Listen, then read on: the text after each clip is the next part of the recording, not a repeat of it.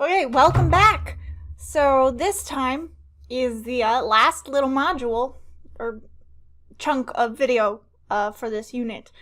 We're going to talk about molecular genetics as well as looking at some gene by environment interactions. I know I just finished, well, at least you likely watched these in a row. I just finished kind of talking a little about PKU and how we can identify sources of intervention because of these interactions with the environment. So we're going to crawl into that in a smidge. But first, okay, I want to talk about molecular genetics. So what molecular genetics, at least from a personality standpoint, is interested in, and obviously this is a huge field that spans biology and genetics, and psych kind of falls in there a little, as does statistics. Molecular genetics interest is to determine whether differences in traits are correlated with differences in a particular gene. So rather than looking at general findings, they want to identify the specific exact gene. Like, I'm literally talking about like a SNP, like a little codon worth of DNA. So there are variants. So while everybody, will have genes, not everyone will have the same alleles. So alleles are different variants of a gene, and different alleles can be associated with different outcomes. So anxiety, reaction to stress, amygdala response to fearfulness and stimuli are influenced by different alleles. And the prevalence of these alleles may vary across cultural groups, as well as just ethnic groups too. I mean, the frequencies vary. And also, like, it's usually not just one gene. It's usually many genes, especially for complex traits. We're not talking like Punnett squares with pea plants in different colors. For that Gregor Mendel shout out there. But any personality individual difference is more, there's not just one gene. There's a complex number of them that likely are additive or even multiplicative or interactive. There's, just to give you kind of a highlight of various specific genes. So the DRD4 gene affects dopamine receptors, which in turn is related to plasticity as a trait, or as a meta trait. And I encourage you to read more deeply about these in the book, because there's extra detail, lots of extra detail there that I think is really helpful. We got the DRD4, which affects dopamine in it, but the 5-HTT gene seems to be related to serotonin, so that would be stability on that brain unit. That is good to know. But there have been some failed replications on many of these findings, and there are things about interactions with... It's a really complex area with some statistical problems that are beyond the scope of this class. But many of these genetic findings don't replicate when we run the study again using different people. So a couple of these traits are in there, or like they interact in ways that are not easy. So one reason why I'm not crawling too deeply in here is because I know my presentation of them is going to be a little biased. So now one of the limitations that the book talks about, in addition to like this knowing these specific genes aren't going to be applicable, but a lot more people are getting simplified genetic testing. They're not sequencing their entire genome, but what they are doing is getting kind of basic snapshots to both figure out like their ethnic background and who they're related to, doing both. Like, so 23andMe is really popular. They are not sponsoring, but it'd be great if they did, because that would be a fun sabbatical. 23andMe. Sorry. Clearly they're never going to see this. But also like cool new techniques with genetic genealogy, and that include like being able to find more distant relatives or solving cold cases. So there's a lot more to molecular genetics than just a couple of genes that have maybe interacted. It's a broad area, and it's super cool. So please read about it in the book. It would be good for you to be able to elaborate on these specific examples in great detail. Hint. Hint. Is my wink subtle enough? Oh god, you are all probably going to be haunted by that face. Okay.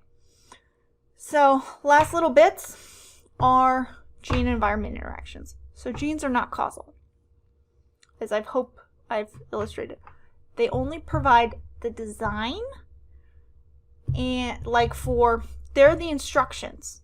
That's it. They're just the recipe. Everything else is after that.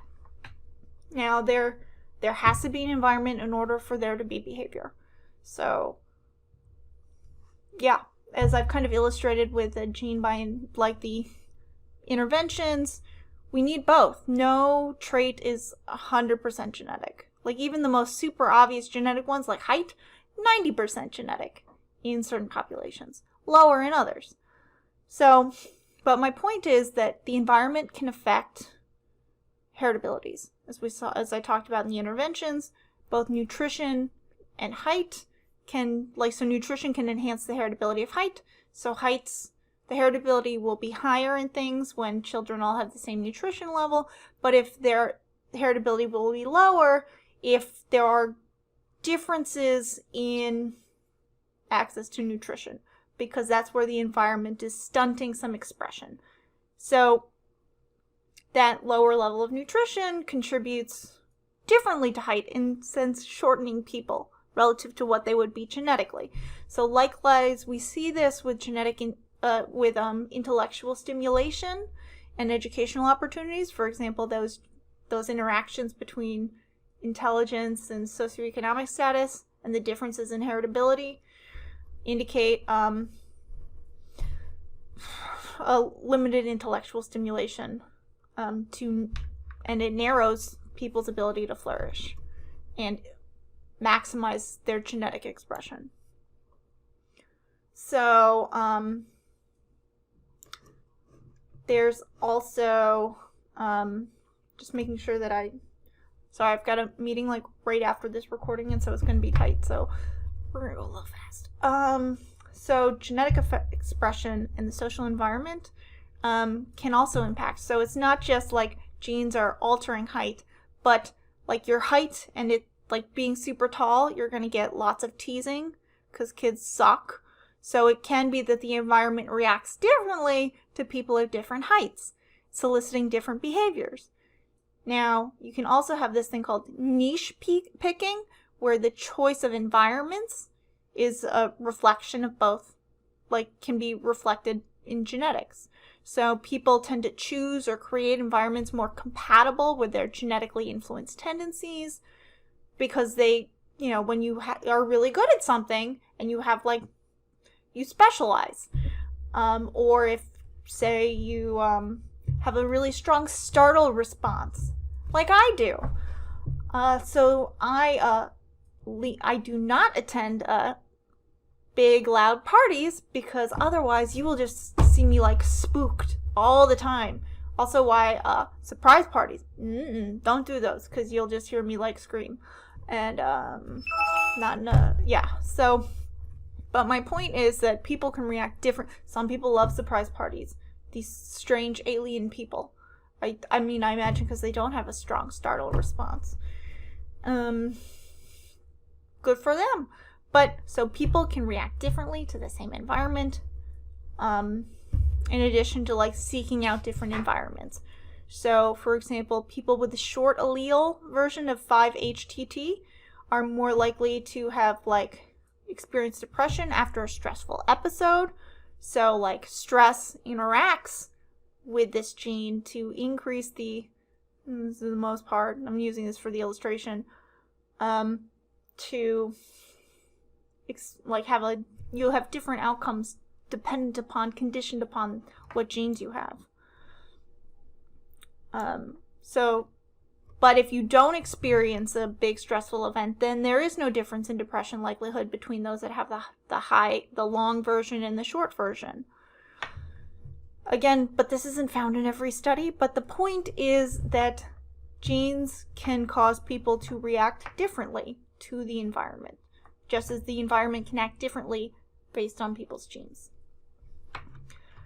Now this causal piece, while they're not directly causal, like they're not causing you to have, like, go to a party, but they're causing something to cause something to cause something to cause something that increases your likelihood of going to a party.